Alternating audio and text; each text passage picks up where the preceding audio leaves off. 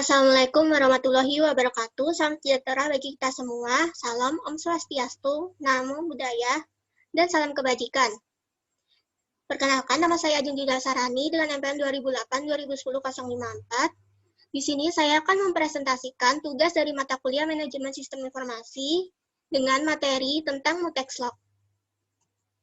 Apa itu Mutexlog? Mutexlog adalah keadaan di mana suatu proses memiliki hak milik pribadi terhadap research yang sedang digunakan. Hal ini dilakukan untuk mencegah terjadinya rest condition. Karena hanya terdapat satu proses yang dapat menggunakan suatu research, maka proses lain yang juga ingin menggunakannya harus menunggu agar research tersebut dilepaskan oleh proses yang sedang menggunakannya. Jadi secara singkat, mutex bisa dianggap sebagai kunci dari suatu proses agar tidak disela oleh proses lain. Beberapa kriteria mutex adalah mutex harus dijamin bahwa tidak ada proses lain kecuali dirinya sendiri. Di sini terjadi proses tunggal. Proses yang berada di non-critical section dilarang memblok proses-proses lain yang ingin masuk critical section. Hal ini bisa terjadi starvation. Harus dijamin bahwa proses yang ingin masuk critical section tidak menunggu selama waktu yang tak terhingga. Ketika tidak ada proses pada critical section, maka proses yang ingin masuk critical section harus diizinkan masuk tanpa waktu tunda. Tidak ada asumsi mengenai kecepatan relatif proses atau jumlah yang ada, dan proses hanya tinggal pada critical section selama satu waktu yang berhingga. Berikutnya ada metode penjamin Mutexlog.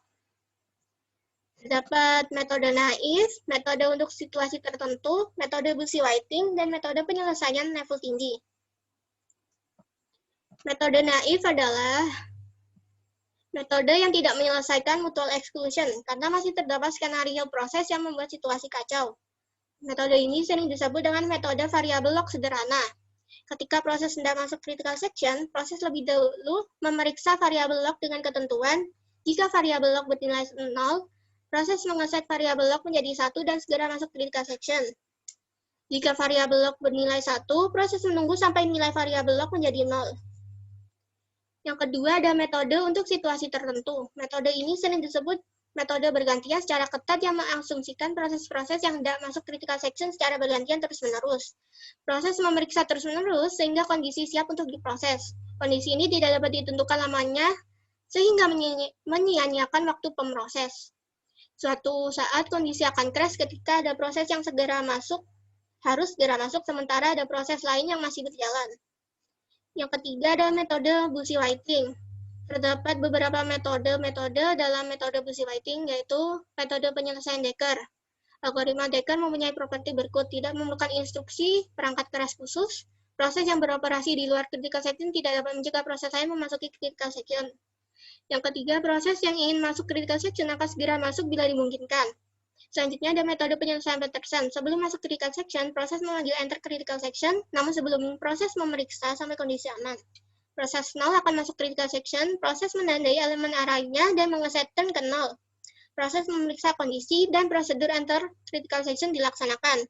Jika kemudian proses 1 akan masuk, proses akan menunggu sampai interest 0 menjadi false. Kondisi ini hanya terjadi jika proses 0 mengeset elemen itu dan keluar dari critical section.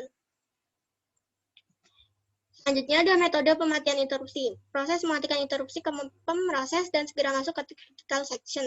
Proses kembali mengaktifkan interupsi segera setelah menilaikan critical section. Metode ini mengakibatkan pemroses tidak dapat beralih ke proses lain karena interupsi clock dimatikan sehingga penjadwal pun tidak dieksekusi. Karena penjadwal tidak beroperasi, maka tidak terjadi alih proses. Dan proses dapat memakan memori bersama tanpa takut terinfeksi proses lain karena memang tidak ada proses lain yang dieksekusi saat itu.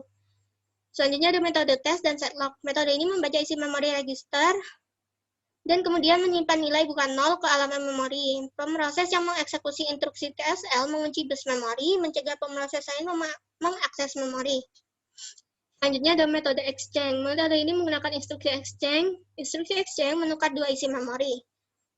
Terakhir ada metode instruksi mesin. Keunggulannya sederhana dan mudah diverifikasi, dapat diterapkan ke sembarang jumlah proses, dapat digunakan untuk mendukung banyak critical region.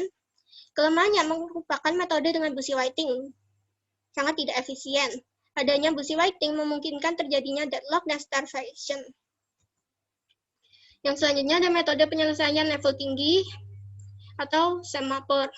Dua proses atau lebih dapat bekerja sama dengan menggunakan penanda-penanda sederhana. Proses berhenti sampai proses memperoleh penanda tertentu.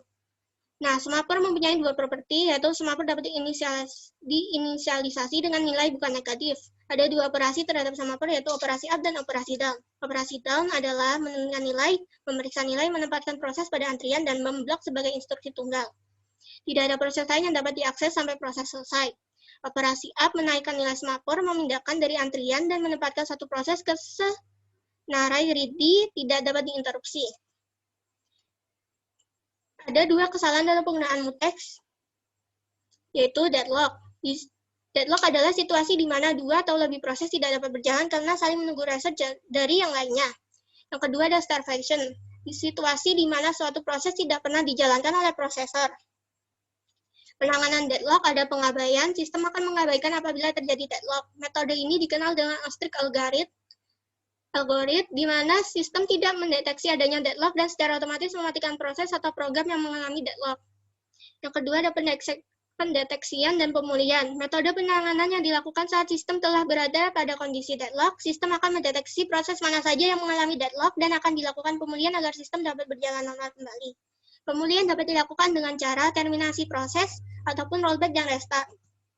Pencegahan, melakukan spooling perangkat-perangkat yang harus dikasihkan satu proses. Permintaan-permintaan diantrikan di hard disk, dan setiap job pada antrian spooler akan dilayani satu persatu.